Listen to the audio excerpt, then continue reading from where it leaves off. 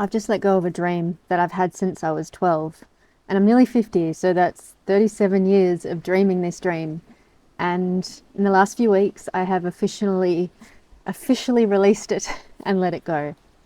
And it did bring up a bit of feeling. Letting go of something that we've dreamed about our whole lives, especially since we were really young, can be really difficult. But as we grow and evolve and change, what we're aligned to changes and our values changes, and sometimes we have to make the difficult decision to let go of things that once meant a great deal to us. And this happens a lot as well in relationships. Sometimes people can be with someone for 5 years, 10 years, 20 years, and then they're no longer aligned and they've tried but have decided to go their separate ways. And people can often say, oh, I wasted 20 years of my life. But is it really a waste? And that's what I'm exploring today. Hi, I'm Maggie. I make videos about living a joyful and meaningful life. So I wanted to be an actress from the age of 12. I went to drama school and did many other acting courses and masterclasses, and I got an agent, and then I got ads and short films, and I never really cracked through. But I was always like, I'm going to be the last man standing. I'm just going to keep going. I'm never going to give up. But I have to acknowledge that over the last 18 months, my love and desire and passion for that craft has really dwindled. The last acting job I did was 18 months ago, and I had a really great time, and it was a comedy. If you've heard of Auntie Donna, they're a really funny Australian comedy group. And I did a little skit with them, and I had a great time. And I thought, oh yes, I'm excited about acting, but it dwindled basically. And I was finding that my agent, would send me auditions, and I was never excited to receive the auditions. I never really wanted to do the auditions, and she would ask me to, get new headshots and update my show reel, and I just didn't. I just didn't want to, and I had to eventually look at what is going on here. It felt important to me to actually close the door to it. So I emailed my agent and I said that I would like to withdraw from the agency. I could have easily strung it along for a bit longer, but energetically, I really wanted to see what happens when I close the door to that lifelong dream that I've had, and also give someone else a chance. It's really hard to get an agent often these days, so there would be a lot of young actors that would love the spot that I had with the agency, so that felt like the right thing to do as well. And then I had to unplug from all the acting websites. When you have an agent, there's lots of different websites that you're on. It's like social media, but for actors, and the casting agents look through and decide if they want to give you an audition. So I also closed down all of my pages on those, which was interesting as well. And the thing to explore for me was my identity. Like, who am I now? When that was a driving force for me for so long. And I don't want to put all actors in a group, but the desire to perform in front of people often can come from wanting to be seen, or not feeling enough, or not feeling good enough, or worthwhile, or there's something lacking in the self-esteem department. There are definitely people that are just born amazing artists and it's the craft that drives them, but often I think it starts as something else. Maybe someone's particularly shy and then that gives them confidence and then they really enjoy that, and so on and so forth. For me, it was definitely positive feedback that I was getting, and then the dream of maybe this could work out for me, and then that would, in hindsight, give me the validation and the worthiness and the self-worth and self-esteem that I wasn't able to cultivate on my own. And this has been, many years in the making and unpacking all of this. And once again, I'm not saying all actors have poor self-esteem, but there really is something. Whenever you go to an acting class and people talk about why they became an actor or their childhood, or there's always some kind of trauma or just really needing attention. You're working in front of people, you want attention, it's fulfilling something.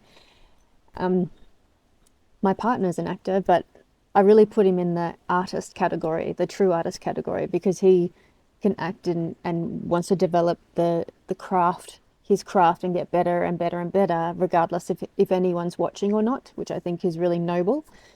So If we invest in a particular dream or in something for a really long time, often the tendency can be to override that feeling of, I don't know if this is for me anymore, because we've invested so much time in it.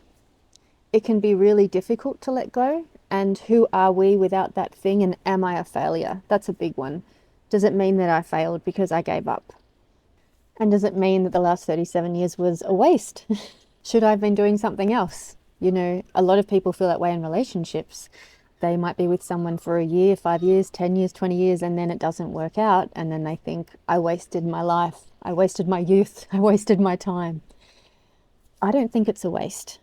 I don't think, for me anyway, it feels very bittersweet. I'm so grateful to the craft of acting. I can see so many blessings in it, particularly, you know, pushing me out of my comfort zone as a very insecure and shy person, and learning how to speak in front of people and becoming more articulate and caring less about what people think. It really, there were plenty of times I was absolutely terrified, but pushing through that terror to still do the thing, to still perform, the joy on the other side of that is huge. It was fun. It gave me confidence, as I said. I met so many wonderful, wonderful friends through acting. I met my partner through an acting masterclass, and getting into drama school really opened up my eyes. It made me more open-minded. I had lived a pretty sheltered life growing up in a country town, so drama school introduced me to great playwrights and artists and different types of art, and hearing people talk about art, it was a complete foreign language for me. We just didn't have that growing up in a small country town. And I am so, so grateful for that. And acting, I think, in some ways really has kept me young. Like, I love play. I love playing. I've got some older actor friends in their 60s and 70s, and they've just got this wonderful sense of play. Hanging around actors can be a lot of fun. So, yeah, it feels really bittersweet.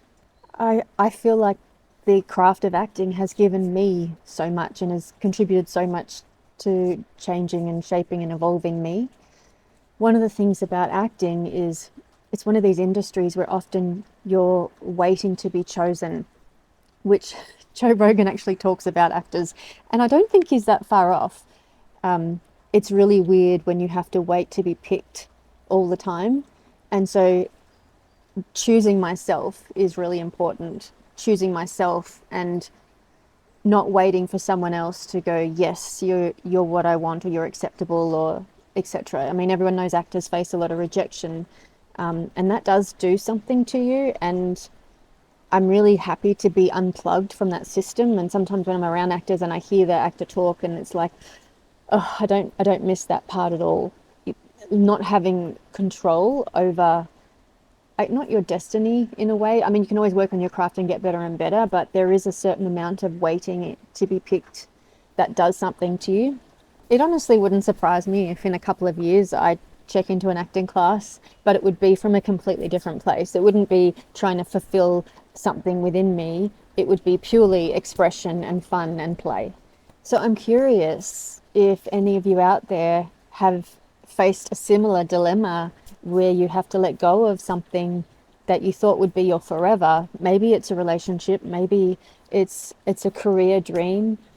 Maybe it was, you know, running a marathon and you never got to do that because you're injured and it's not healthy for you. Like, I find that really interesting because identity work is really important here. What we identify as. So if you identify as the person in the relationship or as the actor or as the athlete, that can be difficult to untangle that and realize that you're so much more than that. Like, I'm not any less of a person because I'm no longer pursuing acting.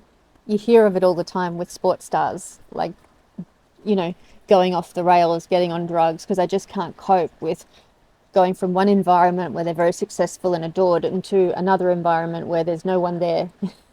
People that retire have this problem all the time when their self-worth is tied up in their identity of being a professional career person or whatever it is, to being a retiree going on a holiday once or twice a year. So it's so important to really look at our motives and what's driving us, and is it filling a need in us, or are we whole and complete without the thing?